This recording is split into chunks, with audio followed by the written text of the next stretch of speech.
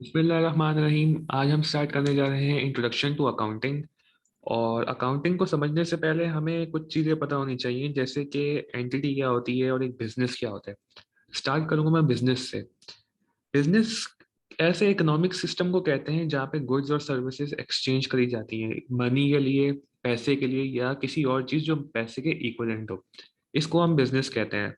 Business entity क्या होती है? बिजनेस एंटिटी कोई भी आप एक कमर्शियल ऑर्गेनाइजेशन जो भी प्रॉफिट जिसका बनाने का एम होता है अपनी एक्टिविटीज के थ्रू, उसको हम कहते हैं बिजनेस एंटिटी। बिजनेस एंटिटीज में इंटीग्रेटेड सेट ऑफ एक्टिविटीज भी होती हैं, और वो ये इंडस्ट्री और प्रोफेशनल एक्टिविटीज डिपेंड करता है किस टाइप का बिजनेस कर रहे हैं। फॉर एग्जांपल, अगर आप एजुकेशन का बिजनेस कर रहे हैं, कोचिंग सेक्टर का बिजनेस कर रहे हैं, तो उसमें आपका क्या है, मेन बच्चे आएंगे, आप उनको पढ़ाएंगे और उनसे जो आपको पैसे मिलेंगे, तो वो पूरा एक सिस्टम बना हुआ होता है जिससे आप एक प्रॉफिट अर्न करने के लिए, आपका जो मेन गोल होता है वो प्रॉफिट अर्न करने का होता है। तो इसको हम कहते हैं entity in terms of business. जरूरी नहीं कि स्कूल ही हो, कोई हॉस्पिटल भी हो सकता है, या एक ऑर्गेनाइजेशन है जैसे कि पीएसओ हो गया, या PIA in terms of companies जो हो सकता है। ऐसी कंपनीज जो ऑर्गेनाइजेशन हैं जो आपको एक्टिविटी या सर्विसेज करके आपको अपना प्रॉफिट बना रही है, उनको हम कहते हैं एक entity in terms of business या बिजनेस एंटिटी। और बिजनेस एंटिटी तीन टाइप्स की होती है। एक तो होता है सोल प्रोप्राइटरशिप, एक है बिजनेस पार्टनरशिप, और एक है कंपनी। यहाँ ज़्यादा डिटेल में नहीं जाऊंगा क्योंकि अकाउंटिंग में सिर्फ इसका बेसिक आइडिया आपको चाहिए, बाकी जो होता है ये सब मेन चीज़ें आप ये लॉ में पढ़ेंगे। सोल प्रोप्राइटरशिप के एक बेसिक आइडिया ये है कि एक सिंगल बंदा, यानी कि अकेला बंदा एक बिजनेस को रन कर रहा है, सारे प्रॉफिट्स उसी को जाते हैं, सारा खर्चा वही उठाता है। और बिजनेस पार्टनरशिप क्या होता है? दो या दो से ज्यादा बंदे अगर पार्टनरशिप कर रहे हैं, वो अपना पैसा लगा रहे हैं, वो प्रॉफिट्स आपस में शेयर कर रहे हैं, एक्सपेंसेस दोनों आपस में बांट रहे हैं, तो उसको कहते हैं बिजनेस पार्टनरशिप।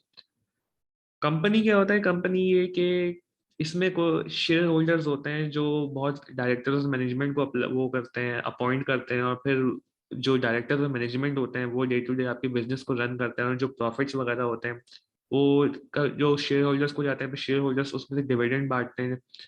इस तरीके से ये रन किया जाता है बिजनेस एंटिटी को।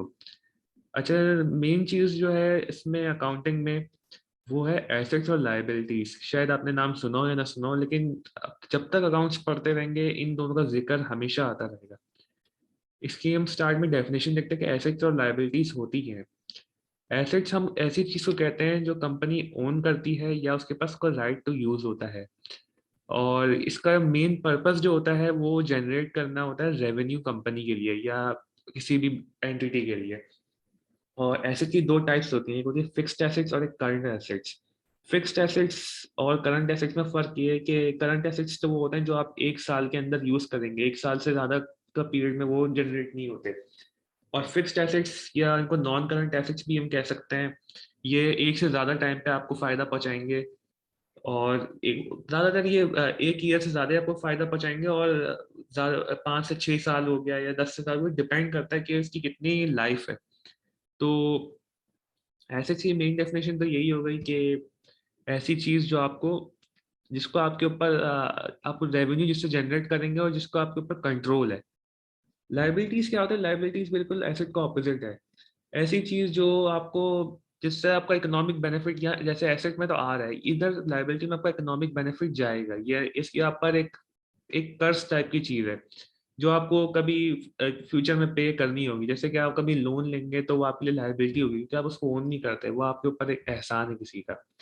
ये आपके ऊपर, इसको इस टर्म में बताऊंगा, वो इसको कहते हैं financial obligation. Financial obligation, financial obligation यानी कि ये चीज आपको अपने ऊपर से उतारनी है ही फ्यूचर में किसी भी टाइम पीरियड में। ये इस आपके ऊपर एक तकरीबन एक उधार टाइप की चीज समझ लें, उसको आप लाइबिलिटी कहते हैं।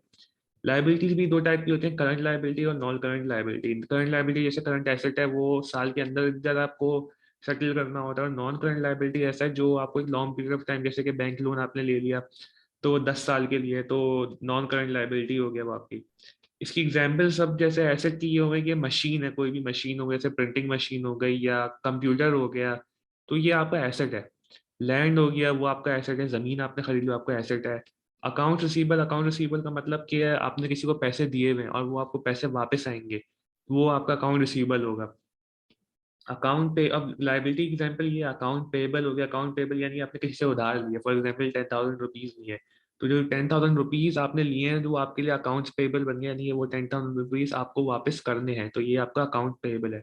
लोन आ गया, लोन बैंक से लोन ले लिया, तो वो एक आपका लाइबिलिटी हो गई कि वो लाइबिलिटी आपको उतारनी है अपने ऊपर से, क्योंकि यू डोंट ओन इट। और इसके अलावा और भी एग्जाम्पल्स होती हैं, और ऐसे तो लाइबिलिटीज बहुत इन डेप्थ में और जाते हैं अकाउंटिंग में, लेकिन फिलहाल इंट्रोडक्शन के लिए हमें इतना ही समझना ज़रूरी था। तो आज इंट्रोडक्शन के लिए इतना ही काफ़ी है। इंशाल्लाह नेक्स्ट क्लास में फिर मैं इस पर फर्दर और डिस्कशन करूँगा।